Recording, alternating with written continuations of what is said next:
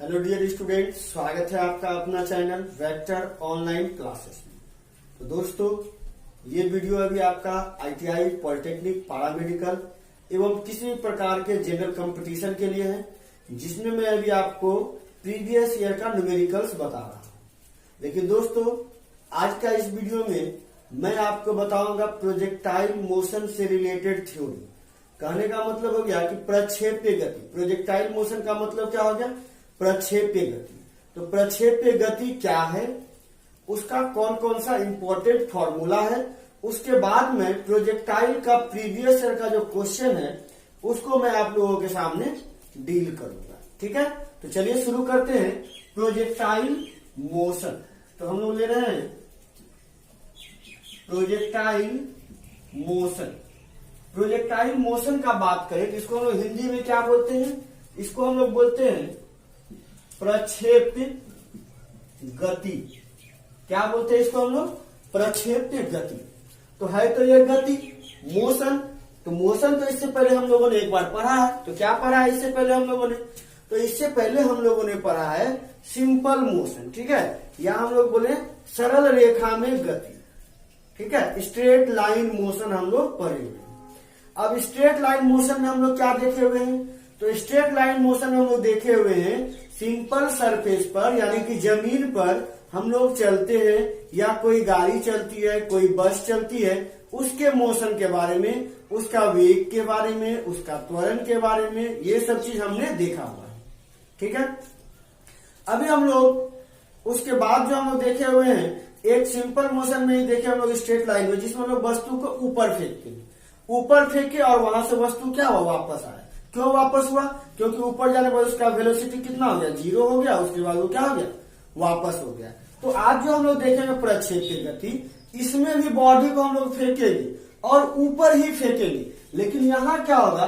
वस्तु को हम लोग हॉरिजेंटल से कुछ एंगल पर फेंकेंगे, जैसे 15 degree, 20 degree, 30 degree, 45 degree, 60 degree, इस तरह से हम लोग फेंकेंगे। जैसे देखिए अभी आपके पास है, ये मान लीजिए आपका एक्स एक्सिस है और ये है आपका वाई एक्सिस। ठीक है, एक्स एक्सिस है और क्या है आपका? वाई एक्सिस है। हम क्या करते हैं, एक्स एक्सिस से कुछ एंगल पर, कुछ एंगल कितना? तो हम ले लिए आपका थीटा। कितना एंगल ले लिए हम लोग? थीटा एंगल ले लिए। थीटा एंगल पर किसी बॉडी को फेंकेंगे और किस वेलोसिटी से? तो यू वेलोसिटी से हम लोग फेंक रहे हैं।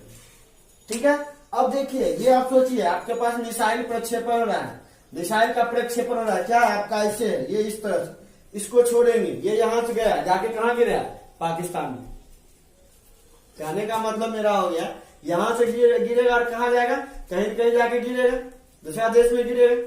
ठीक है, पाकिस्तान बोलने से कोई बुरा नहीं मानिएगा। ठीक है, चलिए, तो यहाँ क्या है आपका? और वैसे भी कोई दिक्कत नहीं है, क्योंकि पाकिस्तान तो वैसे भी जान पूरा आतंकवादी वाला देश है। तो अगर हम लोग ऐसा कहते हैं तो क्या होगा? पाकिस्तान के लिए अच्छा ही है, अपने लिए अच्छा है। ठीक है, तो क्या है आपका? देखिए, यहां से हम लोग फेंके, इस तरह से गया और इस तरह जाके क्या हो? यहां जाकर के मिल गया। ठीक है, तो ये हो गया आपका। यानी कि हम लोग मिसाइल यहां से फेंके और ये यहां पर क्या था? पाकिस्तान था, जिसपे जाके क्या हुआ? गिर गया। ठीक है, अब गिरा तो इसके लिए जिस वेलोसिटी से हम लोग फेंके हैं, इस वेलोसिटी को हम लोग बोलते हैं प्रक्षेप्य गति। जिस वेग से हम लोग फेंके उसको क्या बोलेंगे? प्रक्षेप्य गति, यानी इसको बोलेंगे प्रोजेक्टेड वेलोसिटी। ठीक है, ठीक है, या इसको लोग प्रक्षेपण गति भी हम लोग कहेंगे, प्रक्षेपण गति। ठीक है, ये यहां से गया और इस तरह का जो मोशन होता है, इस तरह का जो मोशन है जिसमें वस्तु को हॉरिजेंटल से कुछ एंगल पर ऊपर की ओर फेंका जाता है, इसको हम लोग क्या बोलते हैं? तो इस तरह की गति को हम लोग बोलते हैं प्रोजेक्टाइल मोशन। इसी गति को क्या बोलते हैं हम लोग? Projectile motion. इसे हम लोग क्या बोलेंगे? Projectile motion. प्रोजेक्टाइल का मतलब होता है प्रक्षेप्य, और प्रक्षेप्य को हम लोग क्या बोलते हैं? परवलय गति भी बोलते हैं। परवलय, परवलय, परवलय गति हम लोग कहते हैं। क्लियर ना? चलिए, अब क्या है, देखिए इसमें कौन कौन सा टर्म आपको जानना है। गति समझ में आ गया, परवलय क्या है आपका, यहां से वस्तु को फेंके किस पर, तो कुछ एंगल पर, ये कहां से गिरा, इंडिया जाके पाकिस्तान में गिर गया। ठीक है, ये मिसाइल प्रक्षेपण केंद्र है। ठीक है, यानी कि मिसाइल छोड़े, तो मिसाइल का जो वेलोसिटी होगा उसको क्या बोलेंगे, प्रक्षेपण गति बोलेंगे हम लोग, जिसको हम लोग क्या बोलेंगे, प्रोजेक्टेड वेलोसिटी बोलेंगे। ये जो आपका वस्तु है, मिसाइल है, जिस पाथ का अनुसरण करेगा, इस पाथ को हम लोग ट्रेजेक्टरी पाथ बोलते हैं। ट्रेजेक्टरी पाथ यानी कि प्रक्षेपित पाथ, यानी कि पाथ बोलिए, प्रक्षेपित पाथ हो गया। क्लियर। जिस एंगल से फेंका जा रहा है, इस एंगल को हम लोग बोलेंगे प्रोजेक्शन एंगल।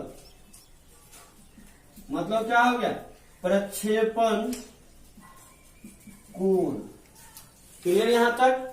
अब देखिए, जब वस्तु यहां से गया तो ये देखिए इस तरह से आगे बढ़ा, तो ये आपका एक्स एक्सिस पर, इतना वाई एक्सिस पर, फिर आगे गए तो एक्स एक्सिस वाई एक्सिस दोनों पे, फिर आगे गए इधर एक्स एक्सिस इधर वाई एक्सिस। लेकिन यहां के बाद आगे बढ़ेंगे तो क्या होगा, देखिए यहां से देखिए एक्स एक्सिस इतना हो गया, अब वाई एक्सिस इतना से छोटा हो गया, मतलब कम हो गया। तो यहां के बाद ये घटना शुरू होता है, वो होता है मैक्सिमम ऊंचाई। ये होता है आपका मैक्सिमम ऊंचाई। इसको हम लोग बोलते हैं मैक्सिमम हाइट। इसको क्या बोलते हैं, मैक्सिमम हाइट। इसको हम लोग एच मैक्स भी कहते हैं, मैक्सिमम हाइट। क्लियर। चलिए, अब ये कोई भी दूरी यहां पर ले, कहीं भी लेंगे हम लोग, ये जो हाइट है इसको सामान्य हाइट बोलते हैं। मैक्सिमम हाइट को जो है, मैक्सिमम हाइट जो है आपके पास में, इसको हम लोग अधिकतम ऊंचाई कहते हैं। क्या कहते हैं इसको हम लोग, अधिकतम ऊंचाई कहते हैं। क्लियर। इसी को हम लोग वर्टिकल हाइट भी बोलते हैं, वर्टिकल हाइट बोलते हैं, जो आपका सामान्य हाइट है। ये कहीं का भी हाइट लेंगे, ये सारा हाइट क्या होगा, वर्टिकल हाइट, सामान्य हाइट होगा। ये हो गया आपका वर्टिकल हाइट, ये हो गया आपका वर्टिकल हाइट, ये हो गया वर्टिकल हाइट, और इसी में जो सबसे ज्यादा होगा उसको क्या बोलेंगे, मैक्सिमम हाइट हम लोग बोलेंगे। ये हो गया वाई एक्सिस की ऊंचाई। अगर हम लोग एक्स एक्सिस में बात करेंगे, एक्स एक्सिस में जहां से वस्तु फेंक रहे हैं और जहां तक वस्तु जा रहा है, इस दोनों पॉइंट के बीच, सपोज मान लीजिए ओ है और ये आपका ए है, ये ओ से ए का जो दूरी है इसको हम लोग बोलते हैं रेंज। क्या बोलते हैं इसको हम लोग, रेंज। रेंज का मतलब होता है परास। ठीक है, और इसको हम लोग क्षैतिज परास भी कहते हैं, हम लोग क्षैतिज परास भी कहते हैं, या इसको हम लोग कहते हैं हॉरिजेंटल रेंज हम लोग कहते हैं। क्लियर है। ये क्या हो गया आपका क्षैतिज परास। तो ये हो गया क्षैतिज परास, ये हो गया मैक्सिमम ऊंचाई, ये जनरल क्या हो गया, वर्टिकल हाइट, सामान्य ऊंचाई आपका। ठीक है। अब एक और टर्म आपको जानना है, वस्तु अभी ओ से चला और कहां तक गया, बी से गया, तो बीच में कहीं तो मैक्सिमम हुआ इसका वैल्यू, ये वेलोसिटी धीरे धीरे क्या हो गया, घटने लगा, यहाँ जाके वेलोसिटी क्या हो गया, 0 हो गया। तो यहाँ के बाद ये रिटर्न आना शुरू हो गया, तो यहाँ से यहाँ तक जो गया, तो यहाँ जाने में जो इसको समय लगा, इस समय को कहते हैं हम लोग ऊपर जाने में लगा समय। इसको हम लोग क्या बोलते हैं, कहां से, ओ से बी तक को क्या बोलते हैं, ऊपर जाने में लगा समय। अब ऊपर जाने में लगा समय को हम लोग इंग्लिश में बोलते हैं टाइम ऑफ एसेट, और टाइम ऑफ एसेट को हम लोग टी ए से दिखाते हैं। ठीक है, जो क्या है आपका ओ से लेकर के बी तक का दूरी है, ओ से बी को हम लोग क्या बोलेंगे, टाइम ऑफ एसेट, यानी ऊपर जाने में लगा समय। क्लियर। चलिए, अब बी से लेकर के ए तक की बात करें, तो बी से लेकर ए की बात करें, इसको कहते हैं नीचे जाने में लगा समय। इसको क्या कहते हैं, नीचे जाने में लगा समय। क्या कहते हैं इसको, नीचे जाने में लगा समय। इसको इंग्लिश में क्या बोलेंगे, इसको इंग्लिश में बोलते हैं टाइम ऑफ डिसेंट। क्या बोलते हैं इसको हम लोग, टाइम ऑफ डिसेंट बोलते हैं, नीचे जाने में लगा समय। और इसको दिखाते हैं टीडी से, और ये टीडी कौन सा है, तो बी से लेकर के ए तक का दूरी को हम लोग बोलेंगे टाइम ऑफ डिसेंट। यहां तक क्लियर है आपका।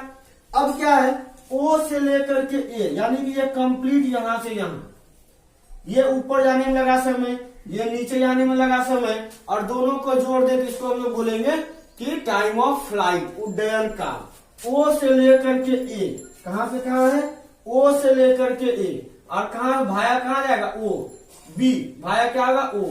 यानी कि हम लोग कहें ओ बी ए, इसके बीच का जो समय है, मतलब यहां से यहां जाने में इसको जो समय लगता है, इस समय को हम लोग बोलते हैं उड्डयन काल, जिसको हम लोग बोलते हैं टाइम ऑफ फ्लाइट। ठीक है, टाइम ऑफ फ्लाइट। और इसको हम लोग अगर दिखाएंगे तो कैपिटल टी से दिखाते हैं, जो क्या होगा, T A plus T D, दोनों को मिला के होगा टाइम ऑफ एसेंट और टाइम ऑफ डिसेंट। मतलब ऊपर जाने में लगा समय और नीचे जाने में लगा समय, दोनों को मिला देंगे तो ये क्या बन जाएगा, उड्डयन काल बन जाएगा। क्लियर यहां तक? चलिए, अब ऊपर जाने का केस हो रहा है या नीचे आने का केस हो रहा है। इस स्थिति में जो त्वरण हम लोग यूज करेंगे, तो यहाँ त्वरण जो हम लोग यूज करेंगे वो क्या यूज करेंगे, जी का मान यूज करेंगे। क्लियर? अब यहां तक अगर सारा टर्म आपको क्लियर है, अब हम इसका क्या करते हैं, फॉर्मूला लिख लेते हैं कि यहाँ कौन कौन सा फॉर्मूला इसका होता है। ठीक है, तो चलते हैं हम लोग फॉर्मूला। तो देखिए इसका फॉर्मूला क्या है। पहला फॉर्मूला है ऊपर जाने में लगा समय, ऊपर जाने में लगा समय, इसको हम लोग बोलते हैं क्या, time of accent. Time of accent दिखाते हैं किससे, टी ए से। तो ऊपर जाने में क्या समय लगता है, ये होता है u साइन थीटा बाई जी। क्या होता है, u साइन थीटा बाई जी। एक टर्म याद रखिएगा, किसी भी वस्तु को जितना समय ऊपर जाने में लगता है, उतना ही समय उस वस्तु को नीचे आने में लगता है। इसका मतलब क्या हो गया, टी ए इक्वल टू क्या होगा, टी डी, मतलब ऊपर जाने में लगा समय बराबर नीचे आने में लगा समय। तो ये भी क्या हो जाएगा, u sign theta by G. तो मतलब क्या हो गया, ऊपर जाने में लगा समय, और ये क्या हो गया, नीचे जाने में लगा समय। ये क्लियर हो गया। तीसरा फॉर्मूला होता है आपका क्या, तो तीसरा फॉर्मूला होता है टाइम ऑफ फ्लाइट। तीसरा फॉर्मूला आपका ये हो गया 1 नंबर, ये हो गया 2 नंबर यानी टी ए टी डी, और तीसरा नंबर फॉर्मूला आपका time of flight. Time of flight को हम लोग बोलते हैं उड्डयन काल। तो उड्डयन काल क्या होता है, T A plus T D, मतलब time of ascent plus time of descent. तो दोनों को मिला देंगे तो ये कितना है, u साइन थीटा बाई जी, और ये भी कितना है, u sign theta by G. तो फाइनली जो आपका इसका फॉर्मूला है वो क्या है, ये होता है 2u sine theta by G. तो ये हो गया आपका टाइम ऑफ फ्लाइट। क्या हो गया, 2u sine theta by g. Clear यहां तक? तो ये 3 फॉर्मूला यहां तक हो गया। चौथा नंबर फॉर्मूला हम लोग लिखते हैं ऊंचाई के लिए। चौथा नंबर जो फॉर्मूला देखिए, जहां जहां नंबरिंग हो रहा है वहां से लिख लीजिए। चौथा नंबर फॉर्मूला क्या है, ऊंचाई के लिए। ठीक है, इसको हम लोग क्या बोलते हैं, वर्टिकल हाइट, उदग्र ऊंचाई। उदग्र ऊंचाई का फॉर्मूला हम लोग इसको h से दिखाते हैं। h इक्वल टू क्या होता है, u square sine square theta by 2g। So h equal to क्या हो गया, u square sine square theta by 2g।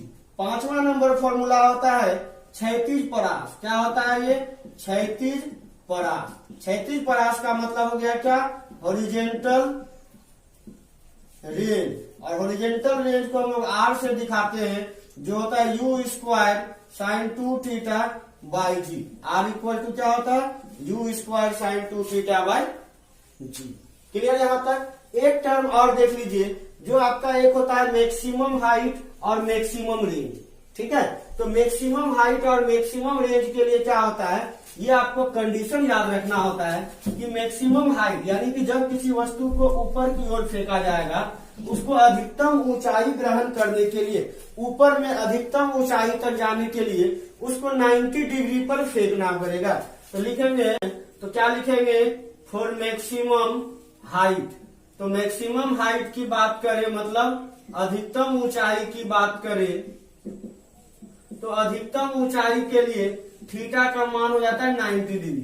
क्योंकि किसी भी वस्तु को अधिकतम ऊंचाई तक फेंकने के लिए उसको क्या करना होता है, 90 डिग्री के एंगल पर फेंकना होता है। याद रखिएगा, पूछता है आपका किसी भी वस्तु को अधिकतम ऊंचाई तक फेंकने के लिए कितना कोण पर फेंकना पड़ेगा, तो 90 डिग्री हो जाएगा। तो यहाँ पर अगर जो h है ये क्या हो जाएगा, मैक्सिमम हो जाएगा, क्योंकि यहाँ हम लोग थीटा 90 डिग्री यूज कर रहे हैं। तो you square sine square theta जगह क्या यूज करेंगे, 90 डिग्री बाय 2g। ये हो गया यू स्क्वायर साइन 90 डिग्री का स्क्वायर बाय 2g। इसको सॉल्व करेंगे, यू स्क्वायर साइन 90 का वैल्यू कितना होता है 1, और 1 का स्क्वायर कितना होगा 1 बाय 2g।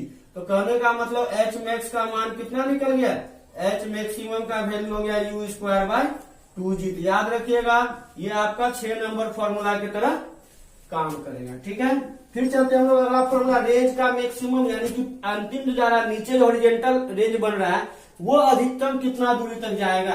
तो लिखेंगे मैक्सिमम रेंज, ठीक है, या इसी को कहेंगे मैक्सिमम हॉरिजॉन्टल रेंज हम लोग कहेंगे, मतलब अधिकतम